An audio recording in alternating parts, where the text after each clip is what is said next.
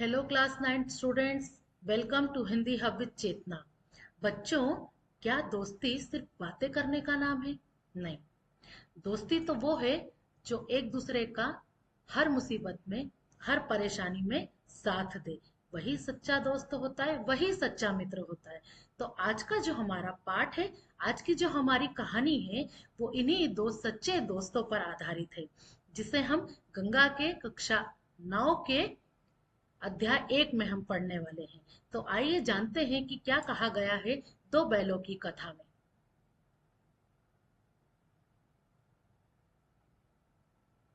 जानते हैं इनका जीवन परिचय, जिसे लिखा है मुंशी प्रेमचंद ने।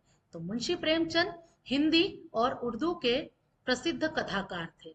जो मुंशी प्रेमचंद है, हिंदी और उर्दू के प्रसिद्ध कथाकार थे। उनका वास्तविक नाम धनपत राय श्रीवास्तव था। तो मुंशी प्रेमचंद जी को कथा सम्राट और उपन्यासकार दोनों ही कहा जाता है। इन्होंने उपन्यास भी लिखे हैं और बहुत सारी कहानियां भी लिखी है। ऐसा कहा जाता है कि इनकी जो कहानियां हैं वो 300 से ज्यादा लिखी गई है। इनका जन्म 31 जुलाई 1880 को उत्तर प्रदेश के लमही वाराणसी में हुआ था। तो प्रेमचंद जी का बचपन बहुत ही कठिन परिस्थितियों में बीता। उन्होंने प्रारंभ में उर्दू में लेखन किया, मीन्स जब उन्होंने लिखना शुरू किया तो वे उर्दू में लिखते थे, और बाद में हिंदी में उन्होंने कहानियां, उपन्यास आदि चीजें लिखी। वे एक शिक्षक भी रहे हैं और बाद में स्वतंत्र लेखन कार्य करने लगे। मीन्स जब वो शिक्षक थे, शुरू शुरू में उन्होंने लेखन कार्य किया, स्वतंत्र रूप से लिखने का काम किया, जिसमें कहानियां और उपन्यास दोनों ही शामिल थे।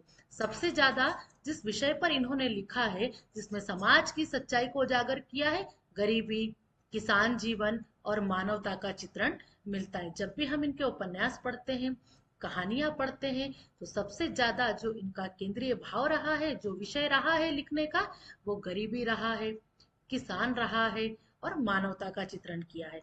उन्होंने आम लोगों के जीवन को सरल भाषा में प्रस्तुत किया। मीन्स ये जो भी लिखते थे, वो भाषा ऐसी होती थी जिसे एक बार पढ़ के आसानी से समझा जा सकता है। एकदम सरल रूप में इन्होंने लिखा है। इनकी प्रसिद्ध रचनाओं में गोदान, गबन, निर्मला और दो बेलों की कथा, जो कि हम पढ़ने जा रहे हैं। गोदान और गबन इनका बहुत ही अच्छा उपन्यास कहा जाएगा इसे। तो मुंशी प्रेमचंद का निधन 8 अक्टूबर 1936 को हुआ था, लेकिन इनकी रचनाएं आज भी हमें प्रेरित करती है। जब भी हम इनकी कहानियां पढ़ते हैं, इनकी रचनाएं पढ़ते हैं, आज भी हमें उससे कोई ना कोई शिक्षा जरूर मिलती है। तो ये जो मैंने आपको जीवन परिचय में बताया, ये कुछ ऐसी महत्वपूर्ण बातें हैं जो कई बार परीक्षा में किसी न किसी रूप से पूछी जाती है। तो इन चीजों को आप ध्यान रखेंगे। जानते हैं दो बैलों की कथा का विस्तृत सारांश। बच्चों, मेरा मकसद ये नहीं है कि मैं आपको बहुत लंबा चौड़ा सा कुछ मटेरियल लिख कर दूं, बल्कि मेरा मकसद ये है कि छोटी छोटी जानकारी, बड़े से बड़ी जानकारी आपको छोटे रूप में मिल जाए। So you will get here crisp material. तो आप इसे देखिए और समझिए। यहाँ पर विस्तृत सारांश दिया गया है, जिसकी रचना वर्ष है 1931, और इसका जो संकलन है वो मान सरोवर के भाग 2 में किया गया है। तो पढ़ते हैं कि क्या दिया है। मुंशी प्रेमचंद की प्रसिद्ध कहानी दो बैलों की कथा में हीरा और मोती नामक दो बैलों की अटूट मित्रता, निष्ठा और साहस का मार्मिक चित्रण दिया गया है। मीन्स इस कहानी में जो हम पढ़ने वाले हैं, जो दो बैल हैं, सबसे पहले तो हम देखेंगे कि उनका नाम हीरा और मोती था। दोनों की जो मित्रता थी, बड़ी निष्ठा, दोनों में एक साहस, एक दूसरे के प्रति प्रेम और समर्पण था। ये दोनों बैल अपने मालिक झूरी के साथ बहुत प्रेम और सम्मान से रहते थे। सब हमें ये समझ में आ रहा है कि जो दोनों बैलों के मालिक थे वो कौन थे? झूरी थे। एक दिन झूरी की पत्नी के कहने पर उसे मायके भेज दिया जाता है। मीन्स एक बार जो झूरी की पत्नी ने कहा कि मैं ये दोनों बैलों को मायके भेजना चाहती हूँ, तो वो अपने दोनों बैलों को मायके भेजने की योजना बनाती है और वो भेज देती है। वहां नया मालिक उन्हें उनके साथ कठोर व्यवहार करता है। जो नया मालिक होता है वो बड़ा ही कठोर व्यवहार करता है, उन्हें पर्याप्त खाना नहीं देता और उनसे मारपीट भी करता है। तो दोनों बैलों को वो प्रताड़ित करता है, खाना भी नहीं देता। लेकिन कठिन परिस्थितियों में भी हीरा और मोती एक दूसरे का साथ नहीं छोड़ते। कैसी भी परिस्थिति रहे, वहां मालिक ने उन्हें कितना भी मारा हो, खाना न दिया हो, विपरीत परिस्थितियों में, कठिन परिस्थितियों में दोनों ने एक दूसरे का साथ दिया। उन्होंने कभी भी एक दूसरे का साथ नहीं छोड़ा। वे समझदारी और साहस से काम लेते हुए वहां से भाग निकले। तो एक दिन उन्होंने वहां से भाग निकलने की सोची। रास्ते में कई कठिनाइयों का उन्हें सामना भी करना पड़ा, परंतु उन्होंने हार नहीं मानी। अंततः अपने पुराने मालिक झूरी के घर वो वापस पहुंच जाते हैं। जब उन्हें बेचा गया, तो जिस मालिक के यहाँ बेचा गया उसने उन्हें बहुत दुख दिए, प्रताड़ित किया, खाना नहीं दिया। ये सारी चीजें उनसे बर्दाश्त नहीं हुई और अंत में वे वहां से दोनों भाग निकलते हैं। भागते हुए उन्हें रास्ते में कई परिस्थितियों का सामना भी करना पड़ा, लेकिन फिर भी उन्होंने हार नहीं मानी और वो वापस उसी अपने पुराने मालिक के पास चले जाते हैं। झूरी उन्हें देखकर बहुत प्रसन्न होता है, जो कि उनका पहला मालिक था, और उनका स्नेह पूर्वक स्वागत करता है। तो ये थी हमारी छोटी सी कहानी। यह कहानी पशुओं के माध्यम से मानव जीवन के मूल्यों, मित्रता, निष्ठा, सहनशीलता और स्वतंत्रता को प्रभावशाली ढंग से प्रस्तुत करती है। तो जो इस कहानी में कहा गया है, वो मुख्य बातें ये है कि मानव जीवन के जो नैतिक मूल्य, हमारे जो नैतिक कर्तव्य हैं, क्या पशुओं से क्रूरता करना चाहिए? नहीं, उनसे प्रेम पूर्ण व्यवहार करना चाहिए। जो कि हमने अभी इस पाठ में भी पढ़ा कि दोनों की मित्रता थी, बहुत गहरी थी, एक दूसरे के प्रति निष्ठा थी, सहनशील थे वो, और स्वतंत्रता को यहाँ पर प्रभावी ढंग से प्रस्तुत किया गया है। तो इस कहानी का जो केंद्रीय भाव है, सच्ची मित्रता, निष्ठा, स्वतंत्रता के महत्व को ये कहानी उजागर करती है। यह बताती है कि प्रेम और सहानुभूति से ही रिश्ते मजबूत बनते हैं, जबकि कठोरता और स्वार्थ के संबंध उन्हें कमजोर कर देते हैं। तो कोई भी रिश्ता हमें निभाना होता है, उन संबंधों में, उन रिश्तों में प्रेम और सहानुभूति, अपनापन होना बहुत जरूरी होता है। जबकि कठोरता, जो कठोरपूर्ण व्यवहार उनसे किया गया और जिस स्वार्थ के चलते झूरी की पत्नी ने उन्हें बेच दिया था, वो रिश्तों को उसने कमजोर कर दिया, और अंत में वही हुआ कि वो जो दोनों बैल थे अपने मालिक झूरी के पास वापस आ जाते हैं। तो यह था हमारी कहानी का केंद्रीय भाव। यहाँ पर इस कहानी को लिखने का लेखक का उद्देश्य क्या था, तो जानते हैं लेखकीय उद्देश्य में कि यहाँ पर पहले स्वतंत्रता का संदेश दिया गया है। स्वतंत्रता का सबका अधिकार है और संघर्ष अनिवार्य है। मीन्स स्वतंत्रता का संदेश दिया गया कि वो सबके लिए, स्वतंत्रता पर सबका अधिकार है, लेकिन उसे पाने के लिए हर व्यक्ति को संघर्ष करना पड़ता है। स्वाभिमान, जो कि बैलों में था, मार खाते थे, लेकिन कभी भी उसने उस पुराने अपने नए मालिक के पास रहना मंजूर नहीं किया। वो वापस दौड़कर अपने पुराने मालिक के पास जाते हैं। मीन्स उन्होंने अपना स्वाभिमान बरकरार रखा। तो अपने सम्मान से समझौता कभी भी नहीं करना चाहिए। अन्याय का विरोध, तो खामोश रहना कायरता है। जब भी हमें लगता है कि कुछ गलत होता है, अन्याय हो रहा है, न सिर्फ हमारे साथ बल्कि दूसरे के साथ, खामोश अगर हम हैं तो वो हमारी कायरता कहलाएगी। हमें लगता है कि कुछ गलत हो रहा है तो जरूर बोलना चाहिए। स्वतंत्रता पर प्रेमचंद जी का जो दृष्टिकोण था वो कैसा था, इस कहानी के माध्यम से उन्होंने क्या मूल्य हमें समझाए स्वतंत्रता को लेकर, वो जानते हैं। तो हीरा और मोती की कहानी भारत के स्वतंत्रता संग्राम का प्रतीक है। तो ये कहानी जब लिखी गई, जब भारत के जो लोग थे, भारतवासी जो थे, वो ब्रिटिशर्स से आजादी चाहते थे, क्योंकि उस समय पर ब्रिटिशर्स का राज था। तो इसीलिए दो बैलों की कहानी के माध्यम से इसको स्वतंत्रता का प्रतीक बताया गया है।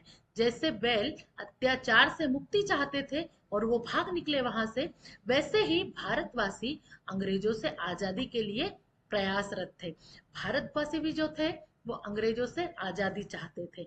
यही इस कहानी का मुख्य दृष्टिकोण है। इसके प्रतीकात्मक जो अर्थ है वो हमें क्या कहते हैं, जैसे कि हीरा और मोती की बात कही गई है। तो हीरा और मोती भारत की शोषित जनता है। जिस प्रकार ब्रिटिशर्स भारत के लोगों पर शोषण करते थे, अत्याचार करते थे, तो हीरा और मोती उसी का प्रतीक है। अब गया जो कि झुरी का साला था, अंग्रेज और शोषक वर्ग के रूप में उसे दर्शाया गया है। झुरी एक आदर्श शासक जो कि बेलों का पहला मालिक था, और कांजी होस जहां उन्हें रखा गया था और बाद में वो वहां से भाग निकले, वो कारागर और जेल था। उसको उस रूप में यहाँ पर इसके प्रतीकात्मक अर्थ बताए गए हैं। देखिए,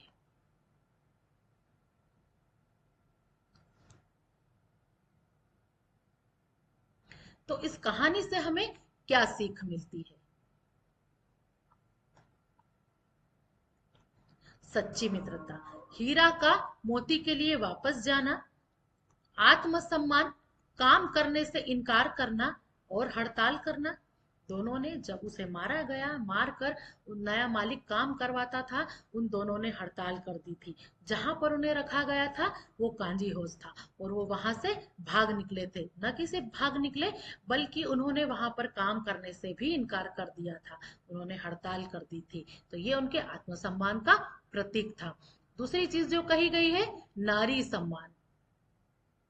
औरत जात पर सिंह नहीं चलाना चाहिए, ऐसा हीरा और मोती ने आपस में मूक भाषा में एक दूसरों से बात की और हमें बताया कि नारी का सम्मान करना चाहिए। और पाठ में भी वही कहा गया है कि औरत जात पर सिंह नहीं चलाना चाहिए। स्वतंत्रता का मूल्य दिया गया है। जेल से वे भाग निकले, जेल मतलब कांजी होश से मतलब है, और उन्होंने आजादी के लिए संघर्ष किया। दया का महत्व जो कि एक छोटी लड़की पाठ में हमें दी गई है, बताई गई है। वो छोटी लड़की हीरा और मोती को प्रेम से एक रोटी खिलाती है, जो कि प्रेम का प्रतीक है। तो ये थी हमारी छोटी सी प्रेरणादायक कहानी जो हमने पढ़ी मुंशी प्रेमचंद जी की दो बैलों की कथा में। इसको और अच्छे से समझाने के लिए आपके लिए मैंने माइंड मैप भी बनाया है, जिससे आप अच्छे से समझ पाएंगे कि इसमें क्या कहा गया है। तो चलिए जानते हैं माइंड मैप क्या कहता है।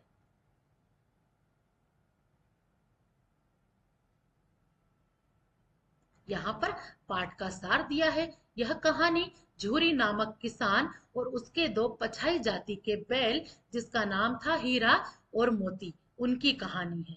यहाँ पर एक अनाथ लड़की झूरी से उन्हें रोटी खिलाती है, जिससे उन्हें सहारा मिलता है। दोनों बैलों का इस तरह प्रेम, मित्रता और भाईचारा है कि आपस में जुड़े हुए हैं। वे एक भाषा में एक दूसरे से संवाद करते और साथ मिलकर काम करते। यहाँ पर एक नहीं दिया है, यहाँ पर आप इस चीज का ध्यान रखेंगे।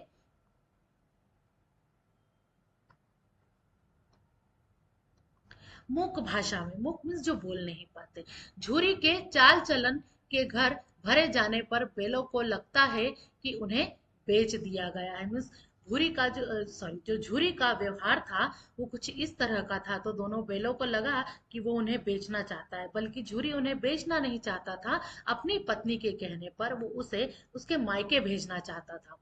झूरी के कारण घर में उन्हें अपनापन नहीं मिलता, इसलिए वे नाद में मुंह तक नहीं डालते। नाद जहां पर चारा डाला जाता है, जब उन्हें अपनापन और प्रेम भाव नहीं मिलता तो उस नाद में वो मुंह भी नहीं डालते और चारा नहीं खाते। रात को वे पासा तोड़कर वापस झूरी के घर लौट आते हैं। जब उन्हें दूसरे के घर भेजा गया और जिस मालिक को बेचा गया, उस मालिक ने जब उन पर अत्याचार किए, तो वो लौट कर वहां से वापस अपने पुराने मालिक के घर आ जाते हैं। झूरी उन्हें प्यार करता है, लेकिन उसकी पत्नी उन्हें नमक हराम कहती है। झूरी उन्हें बहुत प्रेम करता है, अपने पुत्रवत रखता है, लेकिन जो उसकी पत्नी है उन दोनों बैलों को नमक हराम कहती है। गया उन्हें फिर से जुताता है और वहां उन्हें मार मार कर काम कराया जाता है। जो गया था वो झूरी का साला था, वो उन्हें फिर से वहां ले जाता है और मार मार के काम कराता है। मोती गुस्से में आकर उसका विद्रोह करता है। जैसे कि हमने पढ़ा, मोती का जो स्वभाव था विद्रोही स्वभाव था। वही हीरा उसके अपोजिट था, लेकिन हीरा उसे शांत रहने की बार बार सलाह देता था। स्वतंत्रता, हम पहले इससे पढ़ते हैं। एक अनाथ लड़की उन्हें रोटी खिलाती है, जिससे उसे सहारा मिलता है। बेल भागने की योजना बनाते हैं, पर लड़की की चिंता के कारण वे भाग नहीं पाते। बाद में मौका मिलने पर वे वहां से भाग जाते हैं। रास्ते में एक गांव से लड़कर वे हार जाते हैं। उस गांव में जहां वो जाते हैं वहां से कांजी होद में जिन्हें रखा जाता है उस गांव वहां से भी वो भाग आते हैं। बाद में एक किसान पप्पू निर्माती घर में उन्हें बंद कर दिया जाता है। वहां से वे अन्य जानवरों को भी आजाद कर देते हैं। नीलामी में 1 करोड़ कमाई उन्हें खरीद लेता है। मीन्स जब उनकी नीलामी लगाई जाती है तो उन्हें जो कसाई होता है वो उन्हें 1 करोड़ में खरीद लेता है। रास्ते में वे अपना गांव पहचान लेते हैं। जब वे जाए जाते हैं वहां से तो वो अपना गांव पहचान लेते हैं और भागकर झूरी के घर वापस आ जाते हैं। मोती कमाई भी भाग देता है और झूरी दोनों बैलों को गले लगा लेता है। अंत में बैलों और मालिक का प्रेम देखकर सब प्रसन्न हो जाते हैं। अब ये तो हमने बैलों के बारे में पढ़ा, लेकिन इसका जो केंद्रीय भाव था वो भी हम जानते हैं। स्वतंत्रता सहज नहीं मिलती, उसके लिए बार बार संघर्ष करना पड़ता है। हीरा और मोती भारतीय जनता के प्रतीक है जो पराधीनता के खिलाफ संघर्ष करते हैं। यह कहानी पशुओं के प्रति करुणा, वफादारी, मित्रता और अन्याय की भावना हमें सिखाती है। मीन्स अपनत्व की भावना सिखाती है कि दोनों के साथ क्या हुआ फिर भी उन्होंने एक दूसरे से अपनापन नहीं छोड़ा। पशु भी मनुष्यों की तरह भावनाएं रखते हैं, उन्हें केवल काम करने का साधन नहीं समझना चाहिए। यह कहानी किसान जीवन की कठिनाइयों और सामाजिक अन्याय को भी दर्शाती है। यह कहानी परिश्रम रूप से स्वतंत्रता आंदोलन की भावना को प्रकट करती है। सच्ची मित्रता विपत्ति के साथ भी रहती है और संघर्ष करने वाले कभी भी हार नहीं मानते। तो ये थी हमारी छोटी सी कहानी और उसका केंद्रीय भाव। ऐसी उम्मीद करती हूँ कि आपको अच्छे से समझ में आया होगा। कम से कम शब्दों में मैंने इस कहानी का सार आपको समझाया है और आपको बहुत अच्छे से समझ में भी आएगा। तो देखते रहिए हिंदी हब विद चेतना। तब तक के लिए बाय बाय, मिलते हैं नेक्स्ट वीडियो में।